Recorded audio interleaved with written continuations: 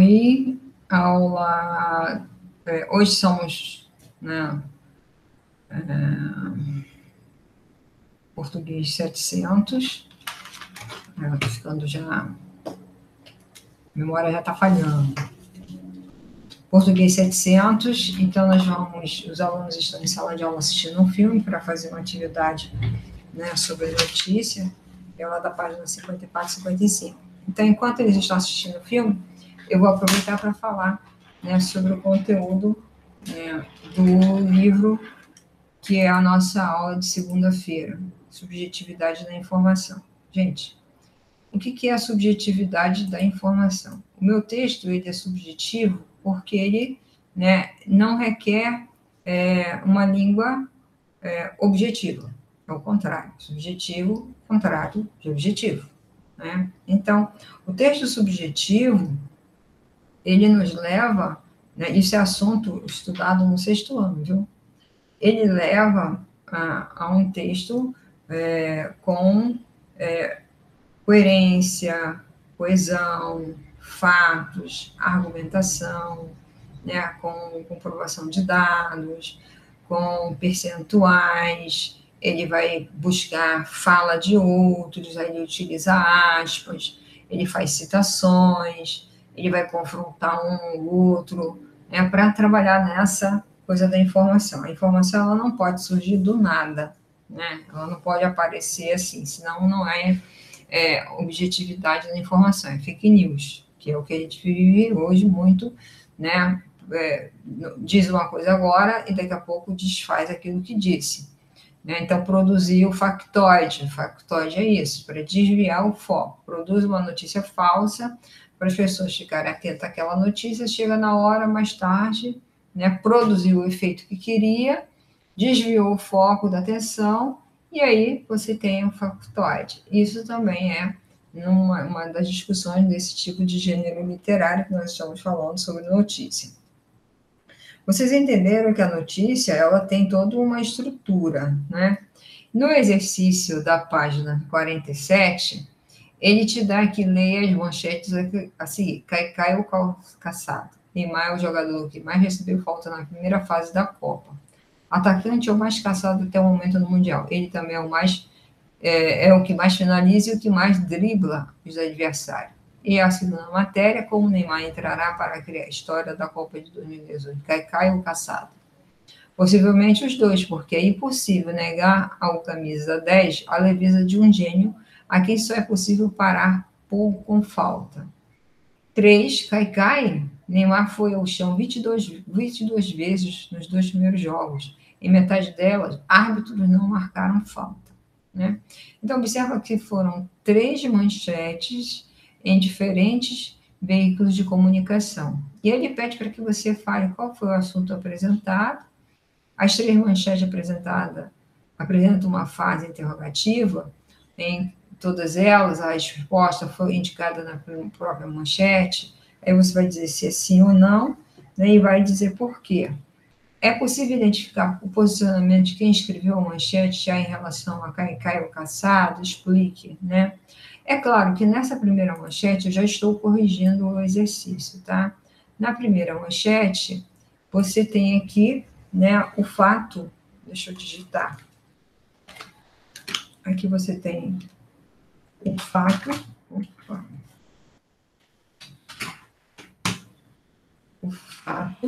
né, de o jogador cair durante os jogos do mundo, né? Isso aqui foi um fato, realmente, né, ocorreu. Ele pegou e deu umas quedas, né, bem feias, por sinal, na época da Copa do Mundo. Vou colocar meu texto em azul. Tá? As 3 manchetes apresentam uma frase interrogativa, em todas elas a resposta indica a própria manchete, né? Não. Se você voltar para a manchete, você vai ver, ela responde não, né? Por quê? Porque se você observa como o Neymar entrará para a história na Copa de 2018, cai o calçado. Então, na manchete B, a resposta foi apresentada com uma linha, né, uma linha fina, né? Então, não, na manchete, na manchete, manchete B, a resposta foi apresentada,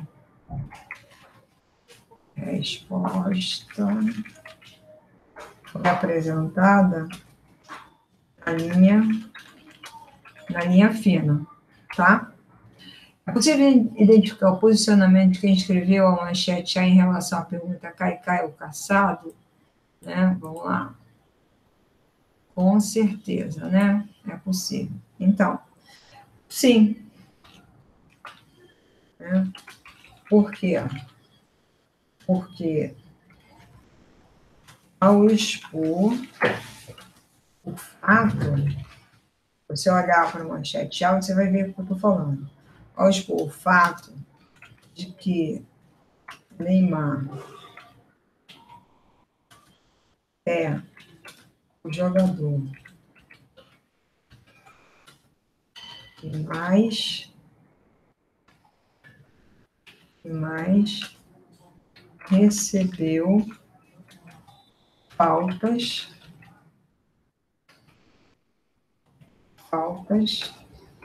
durante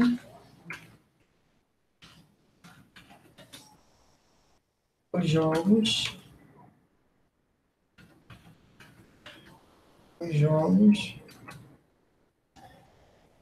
da primeira fase, né?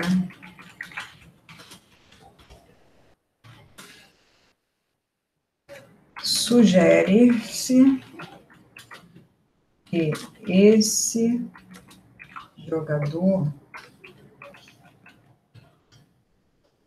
foi caçado.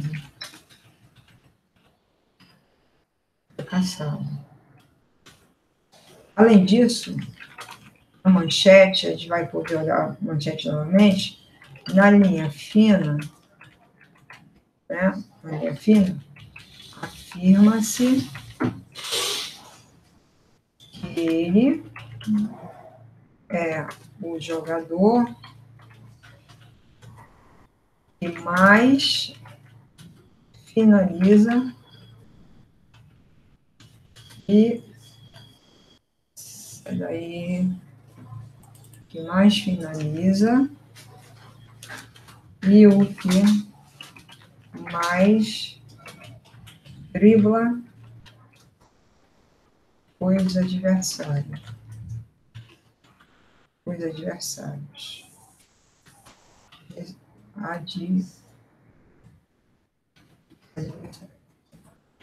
Ressalta, a manchete ainda ressalta características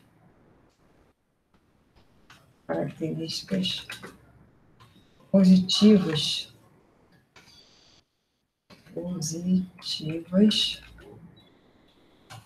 dele.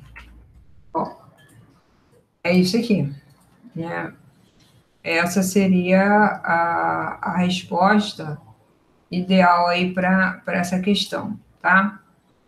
Então, ele, na manchete A, se você observar aqui a manchete A, a linha fina fala sobre isso, né? E ele fala, e aqui na manchete A fala sobre a falta do Neymar e a questão toda, tá bom? Se você respondeu dentro dessa linha de pensamento, tá certo. Aqui, qual é a resposta do autor da manchete B para a pergunta cai ou caçado? Vamos lá, novamente, abrir aqui a caixa de texto. Aqui ele acredita, né, que além de ser caçado, que o jogador se jogava propositalmente, mesmo no momento em que não havia falta. Essa aqui é a grande questão, né? Então, ele acredita que, além de ser caçado, o jogador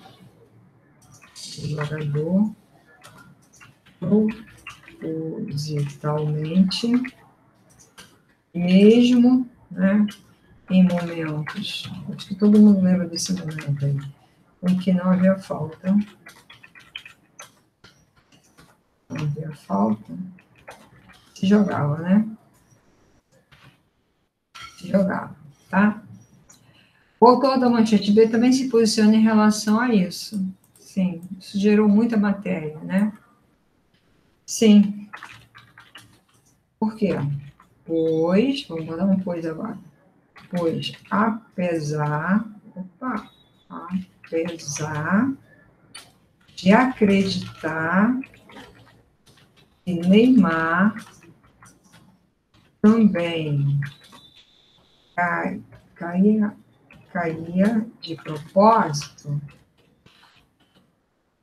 e virou muito meme, né? De propósito,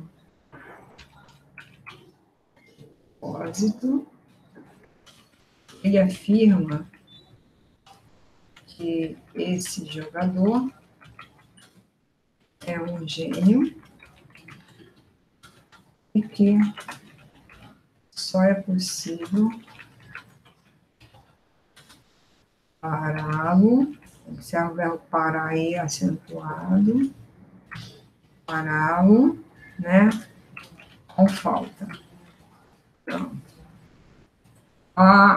Essa sugestão na matéria. Qual adjetivo foi empregado nessa manchete, sugerindo o posicionamento do jogador? Isso aqui é engraçado, né? O adjetivo gênio. Tá? Aqui, gente, é bom relembrar que o emprego dessa palavra, gênio, expressões, pode indicar uma subjetividade, né? Do autor do texto. No caso, o uso do adjetivo gênio aí demonstra uma admiração pelo jogador, né? O cara que escreveu a matéria, a manchete, escreveu com admiração, e aí colocou como gênio. Eu colocaria como outra coisa, mas, enfim, como eu não gosto do Neymar, né, o que menos importa aqui. Diferentemente das outras manchetes, a palavra caçado não foi empregada na manchete C. O que isso sugere em relação ao posicionamento de quem escreveu? Talvez, né, o autor da manchete C acreditasse, né, que o jogador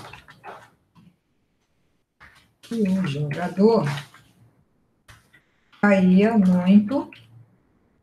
demais, né, durante os jogos e não era caçado.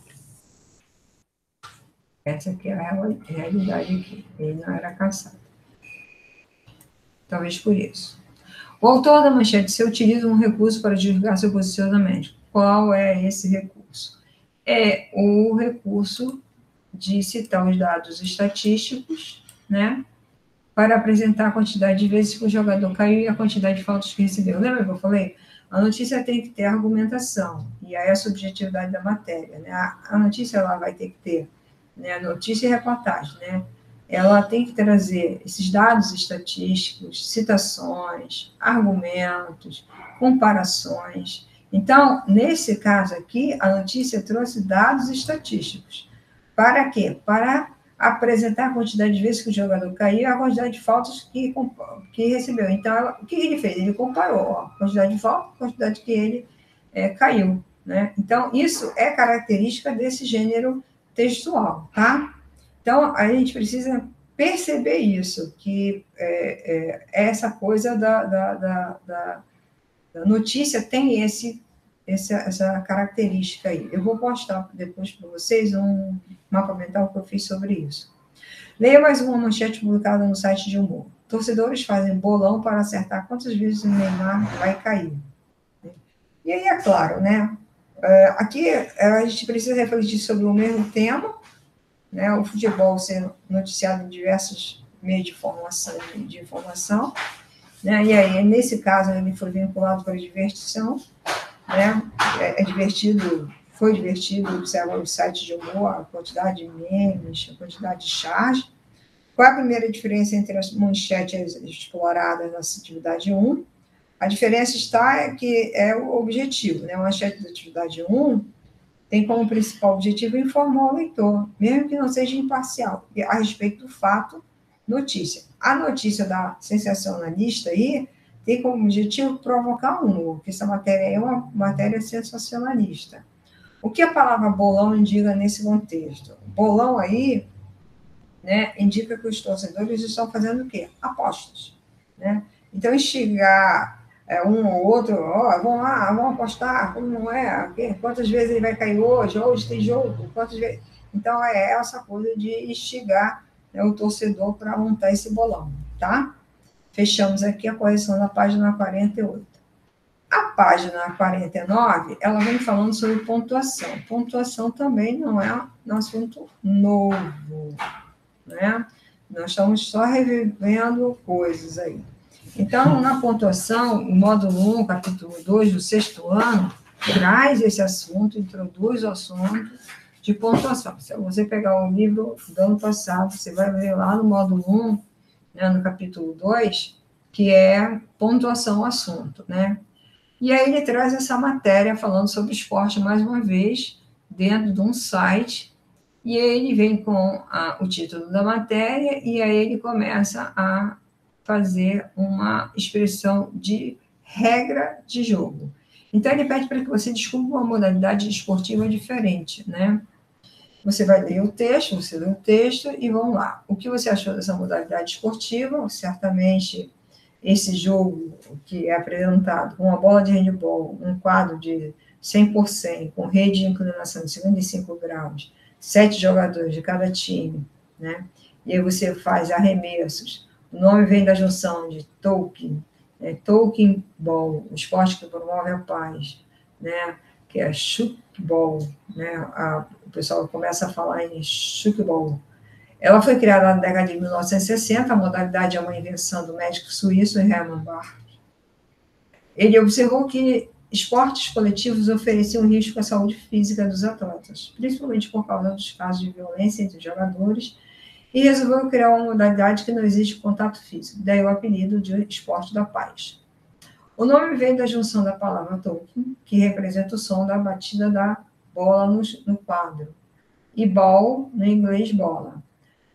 Com outras regras, o esporte reuniu características de handebol e vôlei e pode ser praticado em qualquer espaço, quadra, grama, areia e até piscina.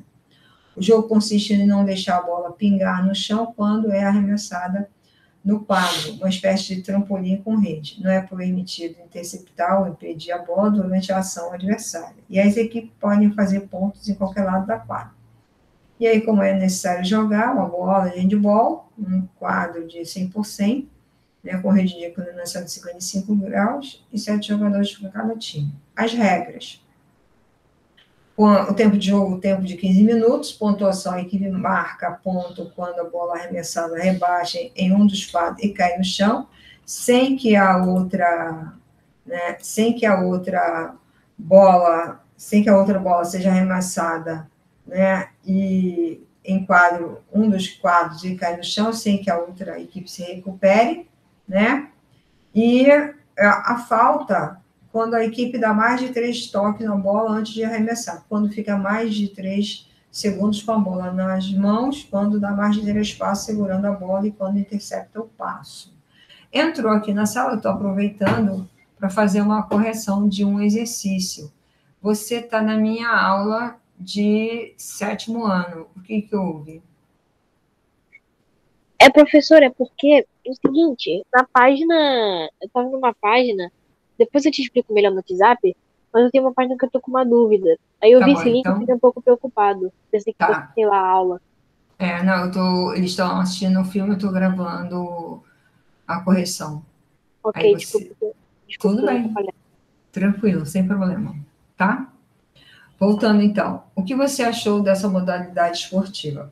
Gente, é resposta pessoal aqui, né? É uma resposta extremamente pessoal. Deixa eu voltar lá para a página. É uma resposta completamente pessoal.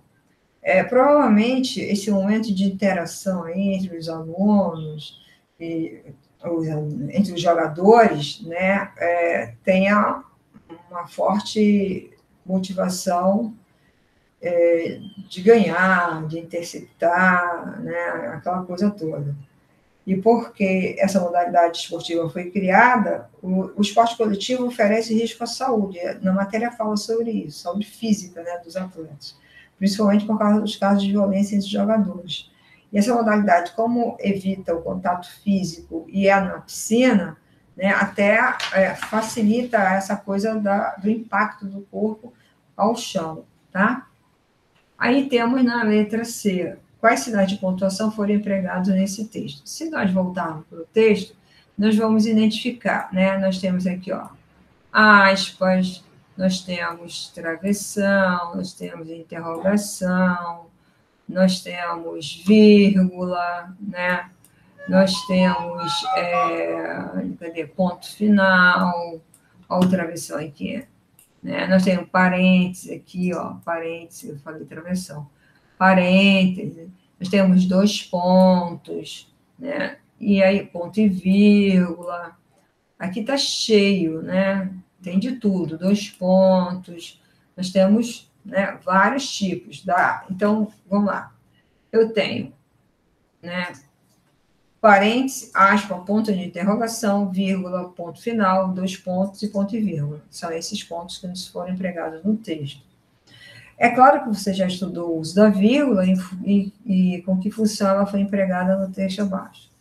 Aí vai lá. O nome vem da junção da palavra toque, que representa o som da batida da quadra no quadro. Olha aqui, ó. Aqui tem uma vírgula, aqui tem uma outra vírgula, e aqui tem outra vírgula, aqui tem outra vírgula. Nós estamos com um texto com 4 empregos de vírgula. Então, deu para entender que aqui ela está isolando frases explicativas, né? O que representa o som da batida no quadro é uma explicação. Ball é outra explicação. E do inglês é explicação. Então, uma está explicando, né, o fato comentado anteriormente. Né? Essa aqui é fácil responder. Né? Então, aqui é para isolar, né? Isolar frases explicativas. Uma está explicando a outra. Com que função os parênteses foram utilizados na primeira fase do texto? Aí é simples, né? Ele foi para apresentar uma indicação de como os atores devem atuar? Não. Para apresentar uma explicação sobre o assunto? Sim. Foi para apresentar e indicar elementos de referência ao texto? Não. Os parênteses eles podem ser empregados para destacar ou explicar alguma informação sobre o texto. Olha a resposta. Apresentar movimentos, gestos, expressões de um texto dramático ou ainda para indicar elementos de uma referência bibliográfica. Releia o trecho abaixo. Daí o apelido de esporte da paz. Por que foi empregado a aspa? Né? As aspas aí, elas vão fazer o quê? Elas são indicadas, gente, para marcar o início de uma fala, destacar uma expressão, indicar que a palavra está sendo usada no dicionário no sentido figurado. Ele está pedindo para você observar no trecho. Então, nesse caso aí, ela está destacando uma expressão, tá?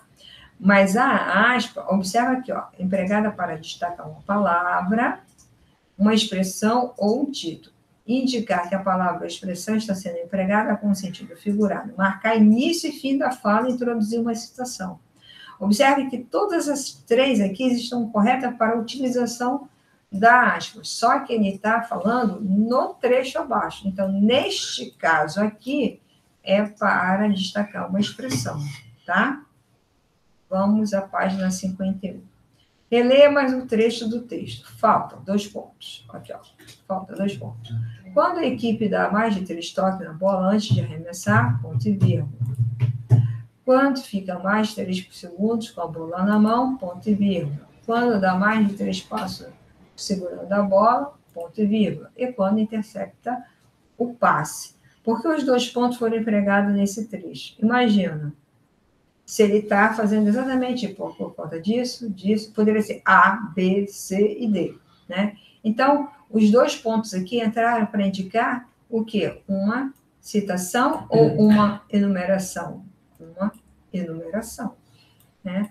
Por isso que eu poderia colocar 1, 2, 3, 4, né? No trecho apresentado no item anterior, também foi empregado o sinal de ponto e vírgula. Qual é a função desse sinal no texto? E aí, o que acontece? Se eu estou falando de enumeração, ele é para separar o quê? Itens em enumeração. Tá fácil, né? Os 2 pontos podem ser empregados para anunciar uma fala ou, olha aqui, enumeração.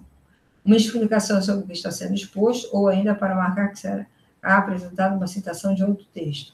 O ponto e vírgula pode ser empregado para separar itens em uma enumeração e parte de uma oração que já tenha sido utilizada a vírgula. E aí vamos ao segundo exemplo. Leia a seguir a sinopse de um livro. E aí vem, como Oscar Schmidt costuma dizer de forma irreverente, eu tenho 2 metros e 5 de altura. Quando eu não busco ser apenas o maior naquilo que faço, mas sim ser o melhor. O livro 14 Motivos para Viver, Vencer e Ser Feliz mostra cada passo dado para que Oscar Schmidt alcançasse várias conquistas. Primeiro, entrando para a história do basquete masculino. Vocês, com certeza, já ouviram falar do Oscar. E basquete brasileiro e mundial com o maior e melhor cestinha da história da modalidade, ao registrar 49.737 pontos em 1.615 jogos. Depois de encerrar a carreira do basquete, de se alcançar, né, de se lançar como palestrante, ele faz vídeo, ele está, né, em site fazendo direto apresentações, né? Ele está no TED, inclusive tem palestras gravadas no TED dele, do Oscar. O Oscar foi eleito o melhor representante do Brasil em 2013. A vida do Oscar se resume a paixão, dedicação, obstinação e sucesso na vida pessoal e profissional. E que esse atributo sejam suas armas para enfrentar e vencer o mais duro adversário, o câncer. Então, para vencer a doença, vamos fazer um coro e dizer aquilo que o Oscar sabe melhor fazer. Chuta mais essa de 3, Oscar, né? E aí, nessa sinopse, é uma sinopse, né? Apresenta parte da biografia do Oscar, né? Com que objetivo uma biografia publicada? Ela tem o objetivo de apresentar fatos da vida de uma pessoa. É isso que a biografia faz, gente. Ela não faz outra coisa, a não ser apresentar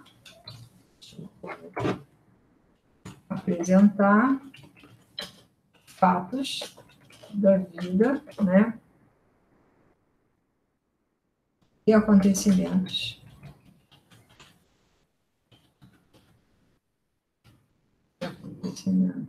De uma pessoa. A página 52. Na página 52, eu tenho aqui, releia o trecho na sinopse, né? Eu acho que o pessoal da sala está me perguntando alguma coisa aqui. Deixa eu ver. Está caindo.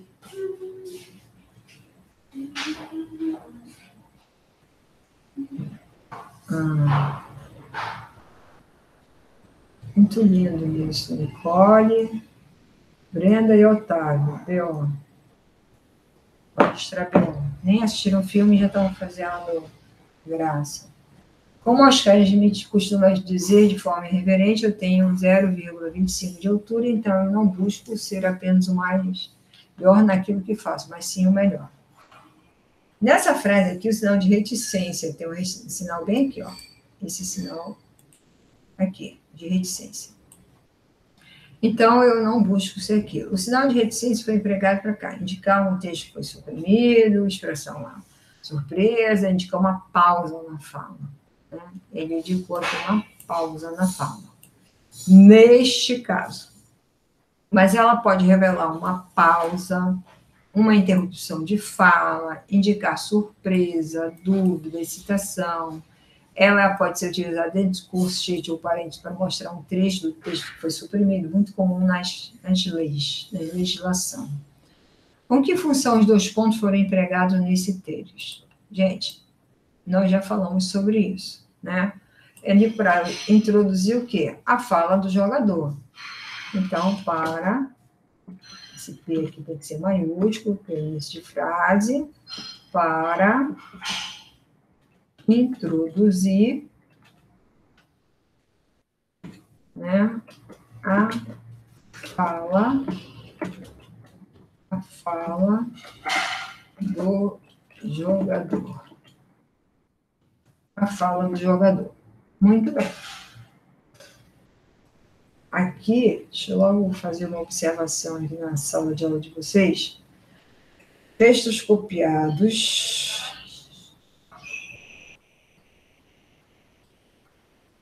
da internet, vocês são feras, sabe? Da internet terá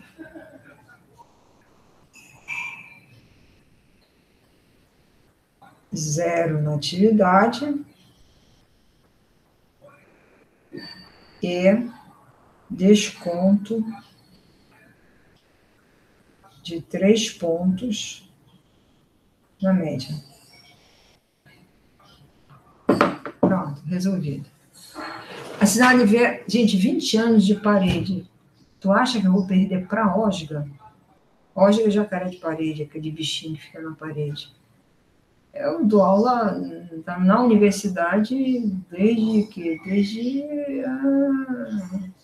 80, 90, 94. Desde 94 eu dou aula. Imagina quantos anos eu tenho de profissão. Não vou perder para vocês. Isso é uma besteira. A cidade V na alternativa verdadeira e F na falsa quando o emprego das aspas no texto. Eu tenho 0,25, 0,5 de altura, então eu não busco ser apenas o maior naquilo que faço, mas ser o melhor. Aqui, mais uma vez, ele se utiliza, né? Ó, de vários pontos de expressões, ó, de pontuação, e que esses atributos sejam armas, olha aqui, né? Mais uma vez, né? Outras formas de utilizar. No trecho A, as aspas foram empregadas para marcar o início da fala do jogador? Verdade. No trecho A, as aspas foram empregadas para dar destaque a uma expressão? Não, claro que não. No trecho B, as aspas foram empregadas para destacar uma citação utilizada na sinopse? Não. No trecho B, as aspas foram empregadas para indicar que a palavra foi usada com sentido figurado? Claro. Né? Então, outro sinal de pontuação poderia ser utilizado para substituir as aspas empregadas no texto B? Poderia. Qual sinal seria? Travessão. Eu poderia usar o travessão, que também tem como uma função marcar o início de uma fala, mas assim não foi feito, né? Então, a gente tem que observar isso. Não foi feito, tudo bem, né? Não tem prejuízo aqui. Outra coisa é o seguinte, vamos olhar aqui na frase, e que esses atributos sejam suas armas para enfrentar e vencer o mais duro adversário, o câncer, né? O sinal de 2 pontos, nesse caso, ele exerce a mesma função empregada no trecho da atividade B, né? Será? Não. Pois, nesse caso aí, ele foi usado para explicar que o grande adversário do jogador é o câncer. Então, tem uma diferença, tá? Vamos seguir aqui com a atividade. Leia os diferentes textos e, em seguida, complete as frases abaixo. Lua de prata, presa em cetim, brilha tão linda longe de mim. Soares fala sobre Cavani. Não dependemos de um só jogador. Meu nome é Rádio. Um lavrador trabalha muito durante a vida toda, ganhando sempre o suficiente para o sustento da família, né? Só um momento aqui, pessoal. Deixa eu dar uma parada aqui, uma pausa. Como é que eu faço para dar uma pausa? Alô? Sinceramente, eu tive que parar minha aula para pensar que era alguma coisa séria. Vamos lá. Achei que era uma coisa séria. O telefone virou telefone de recado. Vamos lá. Aqui é a reticência, né? As reticências. Opa! peguei errado. E aí você cai fora daqui. Aqui é 2. Não, só uma. 2. Só uma, só uma, só uma, só uma. Ai, saco. Aqui é o seguinte, né? A gente tem que observar o conto de Botas, né? O Gato de Botas. Ele promove um momento para a leitura integral a fim de que a gente conheça o desfecho da história, que é essa daí do Gato de Botas, que é o exemplo da letra D, tá? Então, se você não conhece o Gato de Botas, você não vai entender essa referência aí. Reticências, né? As reticências foram empregadas no texto, né? Empregada no texto, que texto A, para indicar um prolongamento da ideia, e no texto, que texto D, no texto D, para mostrar que o trecho do texto foi suprimido, aquilo que a gente falou ainda há pouco. No trecho, né, no texto C, foram utilizados parênteses, vamos lá,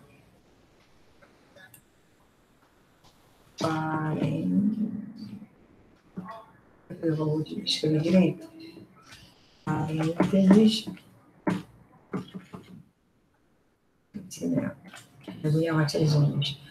foram utilizados parênteses para isolar o tempo de duração do final do filme na referência. Vamos lá, quais os sinais aqui? Dois pontos, estão exercendo a função de introduzir uma fala no texto. Que texto é esse? Qual é o texto que tem aqui a utilização da fala, né? Bem, no texto, vamos lá, no texto B, as aspas,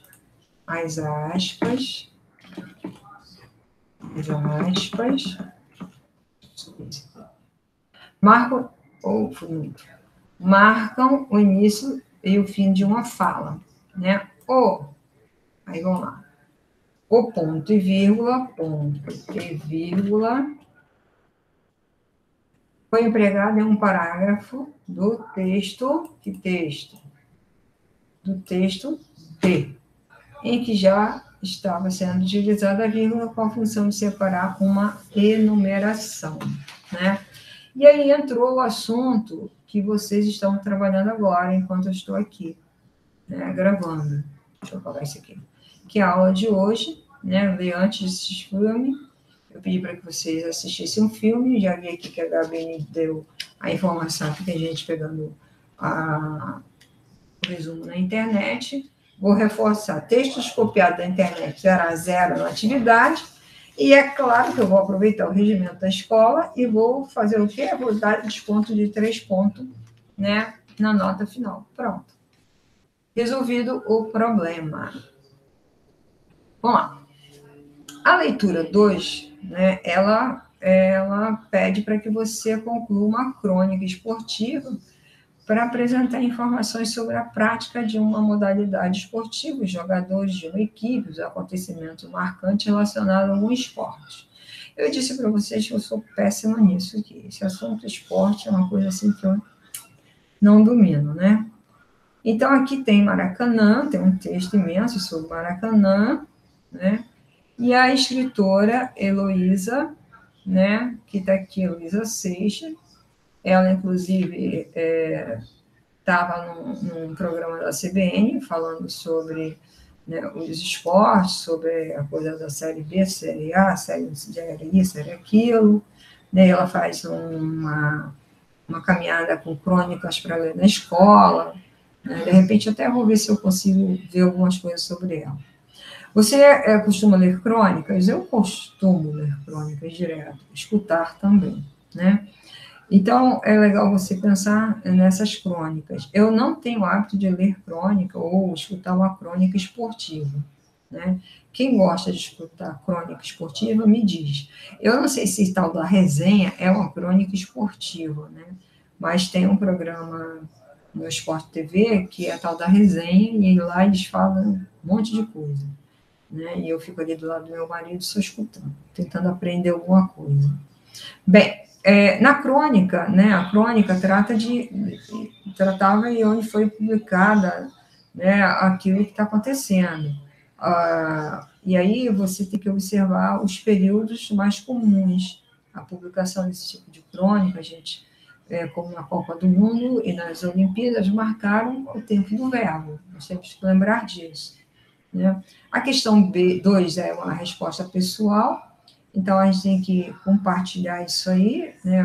Ver o que você entende ou não de crônica, qual é a sua opinião do cronista que você fez a leitura, em relação à mulher no futebol também, tem muita discussão sobre isso, dizendo que mulher não pode ser árbitra, mulher não pode ser mulherinha, mulher isso, mulher jogadora, aí você tem a Marta, teve o fato das mulheres na Olimpíada com a mudança de uniforme, né, e a repercussão que deu, a outra jogadora que entrou e foi multada, multaram todo o time, vários momentos assim. Então, vem aqui, qual é o assunto abordado na crônica? O assunto abordado nessa crônica é o estádio, né, mais famoso do Brasil, Maracanã, e das incríveis sensações que ele pode proporcionar quando está lotado. Além disso, trata da paixão nacional, que é o futebol, e o fato de uma mulher gostar desse esporte e frequentar estádios e jogos. O esporte citado no trecho é o mesmo que você tinha imaginado antes da leitura, né? Quando eu falei vi Maracanã, eu só pensei sobre a questão da administração do Maracanã, do Estado que o Maracanã, da importância do Maracanã para o futebol, para o Brasil, as pessoas que bancam aquele elefante branco e assim por diante. E o custo de manter aquilo ali. Assinale a alternativa a respeito da crônica lida. Trata-se de uma crônica argumentativa? Está tudo errado. Tira daí. Vamos para a linha. Isso aqui é novo, né? De uma crônica argumentativa, pois a crônica disserta sua própria experiência, analisando fatos, apresentando ideias, claro, ela é uma crônica argumentativa. Né? A crônica narrativa, pois ela narra episódio fictício da personagem e fatos inventados por ela. Não tem nem sentido isso aqui. Né? Então, não dá para ser isso aí. Impossível. Quem leu sabe que não é verdade. E aí nós temos a crônica apresenta como principal característica um acontecimento comum do cotidiano. Qual foi o acontecimento que originou essa crônica? A ida da cronista ao jogo do Brasil e Paraguai, no Maracanã, pelas eliminatórias da Copa de 70, com um público recorde de 180 mil pessoas. O que mais marcou a cronista durante esse acontecimento, na crônica ela fala que foi a emoção de estar no Maracanã lotado, com uma multidão de pessoas coloridas, gritando e fazendo a estrutura do estádio vibrar. Quem já esteve no Maracanã sabe muito bem o que significa isso. Né? Ela descreve esse momento, né, como um momento único, né, e avassaladora. Né? Essa palavra avassaladora aí é uma coisa assim emocionante, não é uma experiência ruim. Né? É emocionante você entrar num lugar, né, e você ver aquilo ali, é como um show, um lugar do qual você gosta muito, e você vai levar para recordações que causam muita emoção. Tá? 3. Em Maracanã, a cronista faz referência a uma crônica de Nelson Rodrigues. Leia o trecho desse texto embaixo. Seguramente vou escrever sobre futebol entre as minhas leitoras, muitas jamais entraram no estádio Mário Filho e suspiram, não gosto de futebol. Outros poderiam argumentar como a granfina das narinhas de cadáver, que é o quem é a bola. Todavia, há um momento em que todos entendem de futebol e gostam de futebol, e é quando esta causa destina dos créditos. Ele aqui, ele fala lá, o Scratch se refere ao grupo de atleta, tá? Aqui, aproveitando essa oportunidade, né, sobre o escritor Nelson Rodrigues, ele foi um escritor, dramaturgo, jornalista, que revolucionou o teatro brasileiro e também foi um crítico e muito criticado por explorar acontecimentos do cotidiano do povo do subúrbio do Rio de Janeiro, né, como chinelos cheios de humor, né, os chinelos, diálogos cheios de humor e tragédias, paixões, crimes, né? Então ele era um cronista dessa linha. A crônica faz referência a esse autor, citando a Granfina, personagem criada por ele numa pergunta quem é a bola, em um jogo de futebol. Com que intenção ele citou essa personagem? Né? A resposta aqui, gente, mostra a diferença que há entre ela e a personagem e reforça o fato de que entender de futebol é diferente da personagem do Nelson Rodrigues, né? Que é a Narina de Cadáver. Se você não conhece, fica até difícil responder isso aí. Além de ter citado o autor e sua personagem, de que forma de outra forma a cronista faz referência a Nelson Rodrigues? Ao iniciar a crônica, a mesma forma que ele menciona que vai falar de futebol, né? Simplesmente vou escrever sobre futebol, né? E aí, se você reler o primeiro parágrafo da crônica com mais calma, você vai identificar a estratégia utilizada pela cronista ao iniciar o texto explicando que vai falar de futebol, assim como o Nelson Rodrigues faz no parágrafo apresentado aí dessa atividade.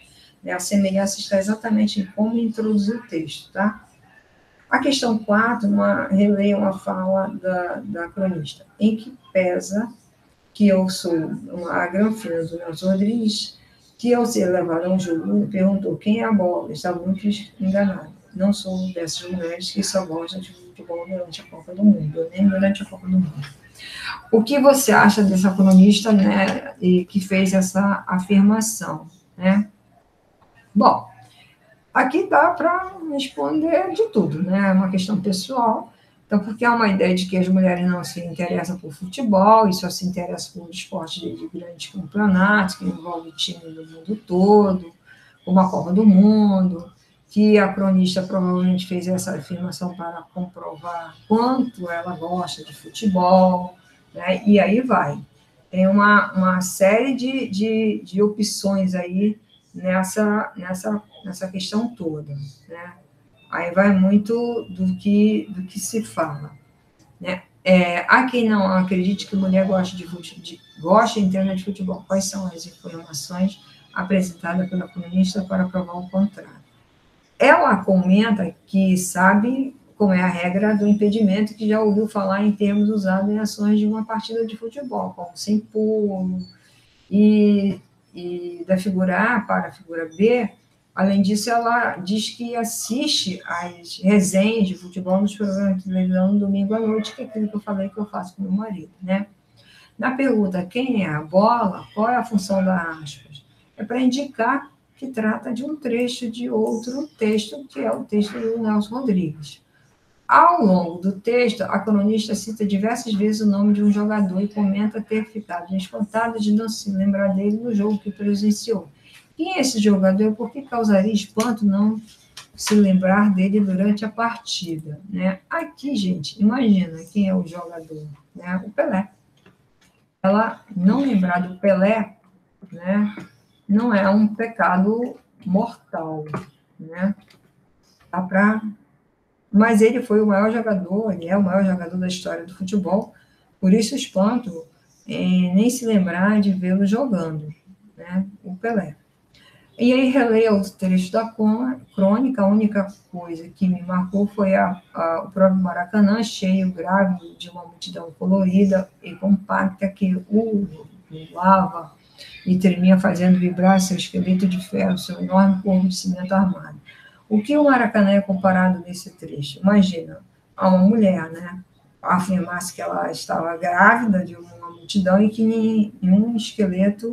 tinha um esqueleto de ferro, né? Então, aqui a figura de linguagem é a personificação, tá? Deixa eu marcar aqui. Aqui é a personificação, é a figura de linguagem. Quer fazer um favor de me ajudar? Coisa mais chata. Personificação e a comparação ao corpo de uma mulher. Tem que cortar essa linha, está muito atrapalhando. Bom, aí nós chegamos praticamente àquilo que a gente estava falando ainda há pouco sobre a Marta, né? O que acontece? A Marta, ela é o maior símbolo hoje, né, da jogadora feminina, do futebol feminino.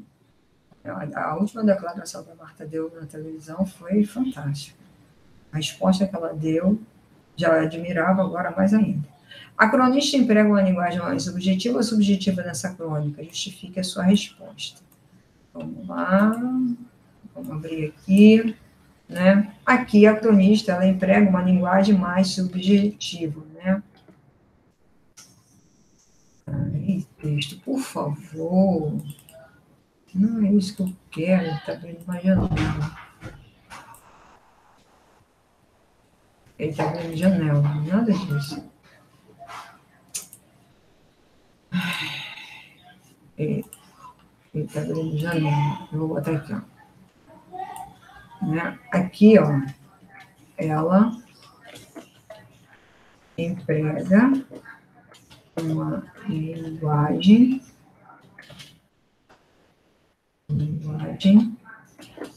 mais subjetiva. Tem o meu bem, eu vou dar subjetiva, linguagem. Uma linguagem mais subjetiva, né? Pois relata, né? Relata os fatos pelo seu ponto.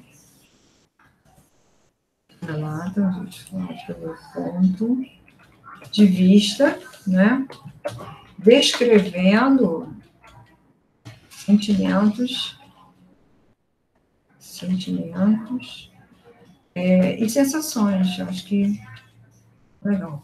Escrevendo sentimentos e sensações, tá?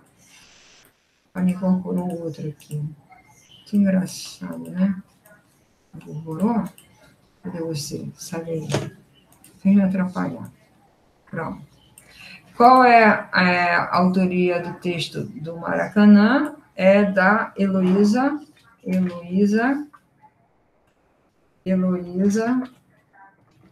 Deixa eu botar aqui.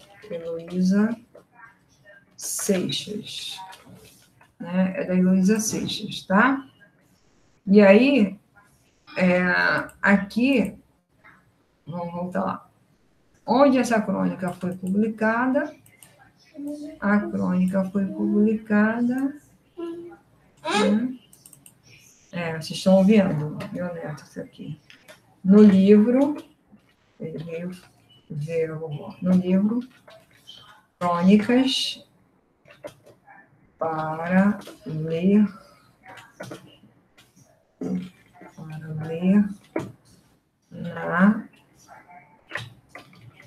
na escola, tá? Crônica para ler na escola. Em quais outros veículos é possível encontrar esse tipo de gênero? Aí você imagina. Podemos encontrar crônica em jornais, revistas, sites, blogs, né, e tudo mais. A Marta, já falei sobre ela. Encerrando o capítulo, temos aqui a notícia ou uma manchete, né? Manchete. A linha fina, lide e o quê? E corpo do texto. Corpo do texto. Opa. Corpo do texto. O tempo aqui predomina o tempo presente. Lógico. A crônica esportiva apresenta fatos do cotidiano relacionados a quê, gente? relacionado ao esporte, né? Então, aqui, relacionado ao esporte. Relacionado ao esporte, ele se caracteriza pelo uso de um registro mais o quê? Mais, né, informal, né? E uma linguagem totalmente subjetiva. Subjetiva. Uma linguagem mais subjetiva. Os parênteses podem ser empregados para quê? Para, né, destacar. Destacar, ou explicar alguma informação sobre o texto, apresentar o quê? Movimentos, né? Isso que é legal, né? Movimentos, gestos, expressões em um texto. Que texto é esse? Em um texto, né, dramático. Dramático. Em um texto dramático. Ou ainda, para indicar elementos em uma referência. Abre aspas, foi alguém que falou. Abre parênteses, foi alguém que falou. As aspas são empregadas para quê? Para destacar. Destacar uma palavra, uma expressão, um título, indicar, tarará, tarará, tarará, no sentido, que sentido? Um sentido, qual o sentido? O sentido figurado. Figurado. Marcar o quê? Marcar o início, fim e uma citação, tá? Marcar um início e fim de fala e introduzir uma citação. Introduzir uma citação. Uma citação. Bom, os dois pontos podem ser empregados para anunciar uma fala. Aqui é a fala. Ou, então, uma enumeração. Enumeração. Uma explicação sobre o que está sendo exposto, ou ainda para marcar que será apresentar, né, uma citação. Citação do texto. O ponto e vírgula pode ser empregado para quê? Ponto e vírgula é empregado para separar itens, né? Em uma enumeração e parte de quê? E parte de que ele parte? E parte de uma oração, né? Uma oração em que já tenha sido utilizada a vírgula.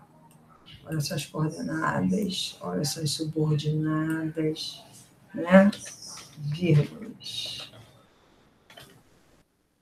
A reticência pode ser empregada para revelar uma pausa ou uma supressão, uma interrupção,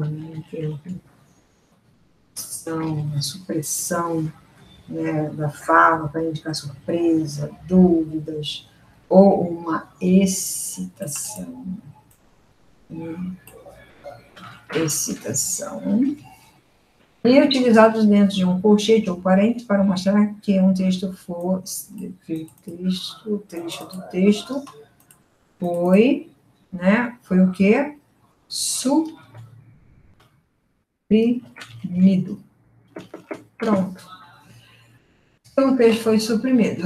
Gente, beleza. Encerramos, então, o capítulo 8 com a correção de todas essas páginas que, né, nós estamos trabalhando hoje, certo?